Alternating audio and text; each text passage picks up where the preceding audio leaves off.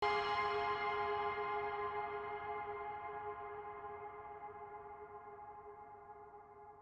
Makassar akan menjalani sisa kompetisi menjadi tim musafir. Laga pekan 22 lawan Bayangkara adalah partai terakhir PSM Makassar di markas sendiri di Stadion Gelora B.J. Habibie, Kota Parepare. Pasalnya, stadion tersebut akan direnovasi. Situasi ini dialami beberapa klub seperti Borneo FC, PSS Sleman, Rans Nusantara, dan PSM Makassar. Main di luar home tentu berpengaruh kepada pasukan Rabang. Pengamat sepak bola Imran Amirullah mengatakan situasi itu akan berpengaruh kepada pemain. Bermain di luar Sulawesi Selatan, suatu kerugian bagi juara musim lalu. Pasalnya, dukungan supporter begitu penting bagi pemain. Namun hal ini tidak bisa dielakkan karena untuk kepentingan tim itu sendiri.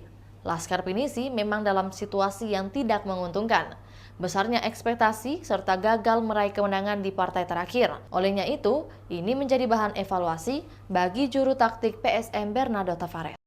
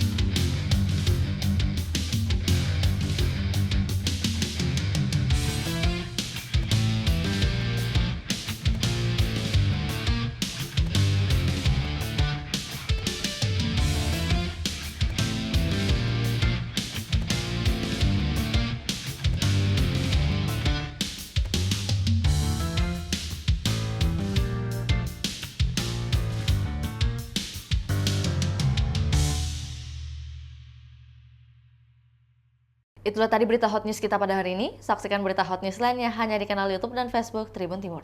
Download Tribun X sekarang. Menghadirkan lokal menjadi Indonesia.